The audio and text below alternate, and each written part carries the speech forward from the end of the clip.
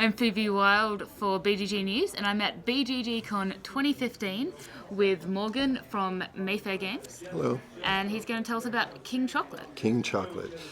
This is a game by Stefan Alexander, and it is about the production of chocolate from the cacao bean to a finished product of chocolate, the thing we all love. This game is really straightforward and simple in its rules overhead, but a lot of the complexity is just playing off of each other and playing off the board. There are tiles that we're going to have. Everybody starts with 3 tiles, and these tiles are going to be placed onto the board in this grid.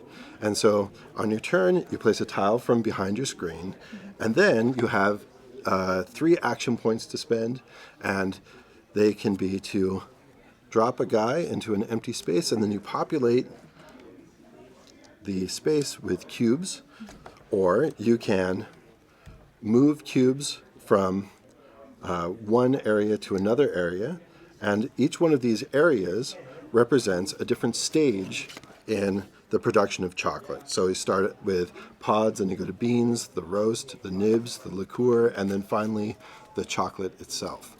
And then you want to get that chocolate off into the general supply. So in this case, I would have populated the nibs, and so there are little nibs that came in.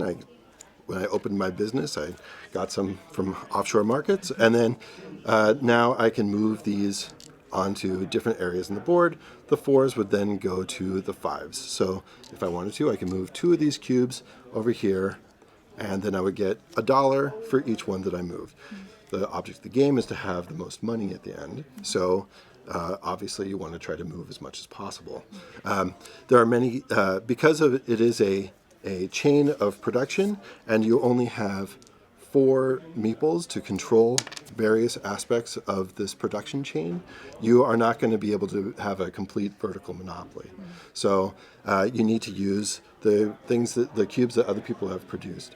Even though in the beginning we've started where you suddenly have cubes, soon enough everybody's cubes are going to be out, everybody's meeples are going to be out on the board, and you're going to need to bring in production from the cacao plant and then work your way through the chain. So a lot of it is working off of the production that other people have built for you, and figuring out ways to get control of various elements like pinch points that people are going to have to ship to you so that you can ship off of it again.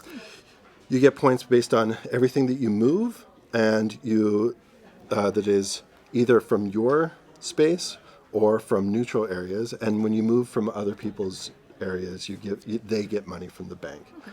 So a lot of it is trying to figure out how to get the things that you need without giving too much to other people.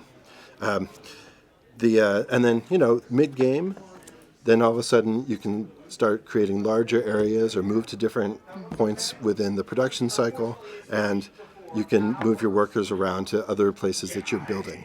The game continues on until you need to draw a tile here, and there are no more tiles to draw, and then it ends immediately, and you count up your money, and whoever has the most money wins. Perfect. And how many players is it? It plays up to 5. Yep. And it's from 2 to 5. Yeah. Okay. And about how long does it take to play? It's about, I guess, with 2 players, it's very short, so it's like 30 minutes. And then with 5 players, probably about an hour to an hour and a half, depending on how quick players are. Cool. Yeah. Thank you very much for the overview. Absolutely.